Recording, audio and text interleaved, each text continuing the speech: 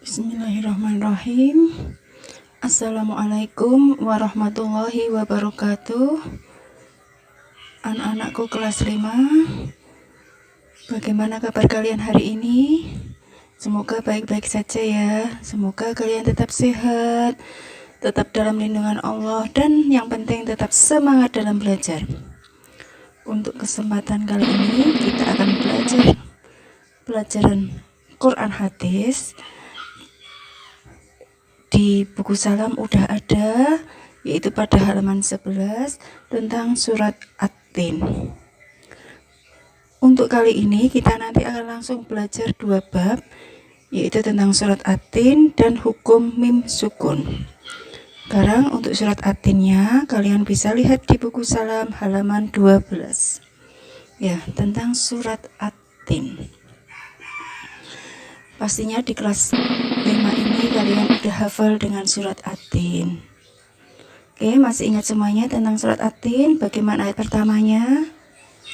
Oke, setelah kalian ingat, mari kita baca bersama-sama surat At-Tin.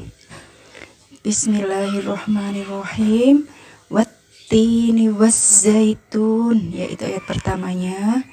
Kemudian waturisinin wahadal baladil amin laqad khalaqnal insana fi ahsani taqwim thumma radadnahu asfala safilin illal ladzina amanu wa amilus solihati falahum ajrun khairu mamnun fama yukadzibuka ba'du biddin alaihissallahu bi ahkamil hakimin. Yaitu surat At-Tin. Surat At-Tin itu ada 8 ayat. Dalam Al-Quran, surat At-Tin itu merupakan urutan surat yang ke-95. Ingat, 95. Sama seperti surat-surat yang lain, surat At-Tin tergolong surat Makkiyah karena diturunkan di kota Mekah. Surat At-Tin itu diturunkan sesudah surat Al-Buruj. Penamaan surat At-Tin diambil dari ayat pertama. Oke, itu tentang pengertian surat At-Tin secara sekilas. Nah, kemudian dalam surat At-Tin tadi pada ayat pertama, kalian mesti ingat, kalian lihat tadi ada huruf waw di depannya. Wattini, wah ada wanya. Wazzaitun, ada wah lagi. Waturisinin, itu ada wah lagi. Wahadal baladil amin, ada wah lagi di depan ayat. Nah, wah di sini adalah merupakan huruf waw qasam atau huruf sumpah, sumpahnya Allah. Nah, dalam surat At-Tin, Allah itu bersumpah dengan 4 hal, yaitu bersumpah dengan nama buah tin, buah zaitun, gunung Sinai, dan kota Mekah yang aman. Allah bersumpah dengan 4 hal tersebut karena berhubungan dengan tempat tinggalnya para nabi dulu yang paling gigih dalam berdakwah. Sekarang Bu Tutu akan perjelas lagi pada wattini, itu buah tin. Buah tin itu salah satu buah yang hanya ada di Arab. Pada waktu dulu itu adanya di Arab. Wattini, demi buah tin. Nah, buah tin itu merupakan tempat tinggalnya Nabi Nuh, terletak di Damaskus. Kemudian wazzaitun, buah zaitun. Nah, itu juga ada di Arab sana. Nah, buah zaitun itu banyak tumbuh di Baitul Maqdis. Baitul Maqdis itu tempat Isra Mi'rajnya Nabi Muhammad.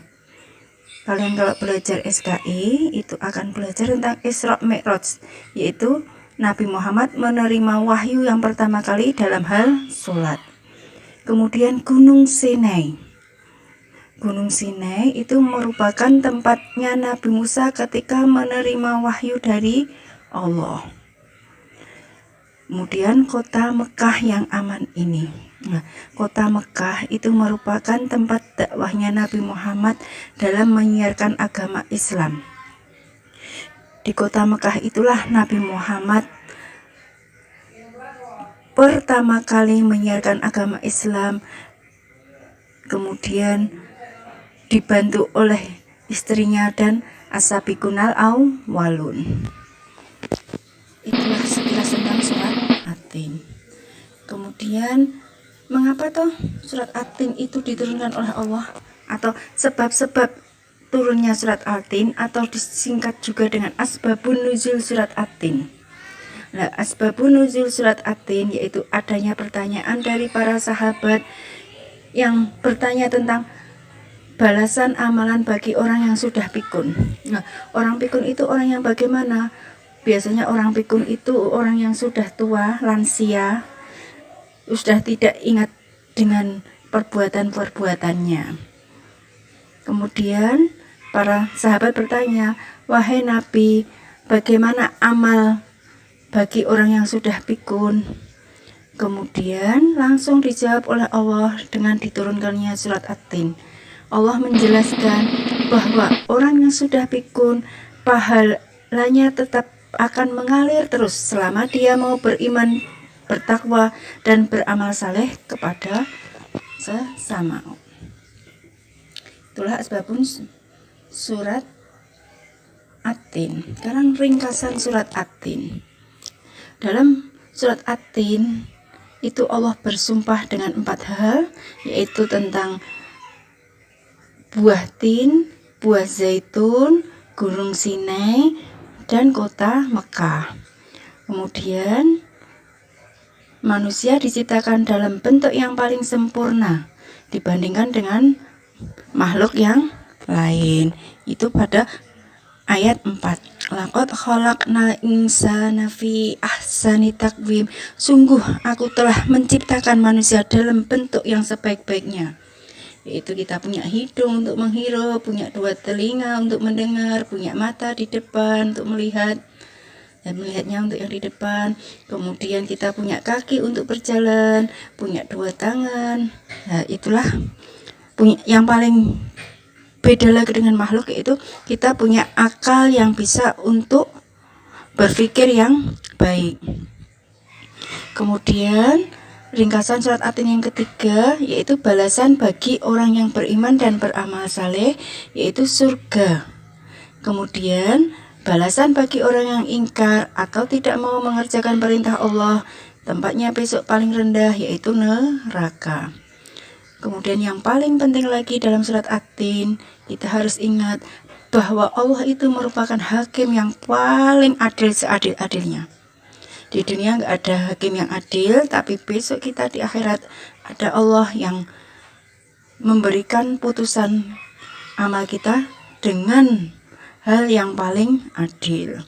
Kalau baik, meskipun sekecil darah atau sekecil biji sawi, itu besok akan tetap dibalas oleh Allah. Kemudian kalau jelek, ya besok akan dibalas oleh Allah. Dah dulu untuk surat At-Tin, nanti kita lanjutkan dengan hukum mim sukun. Wassalamualaikum warahmatullahi wabarakatuh.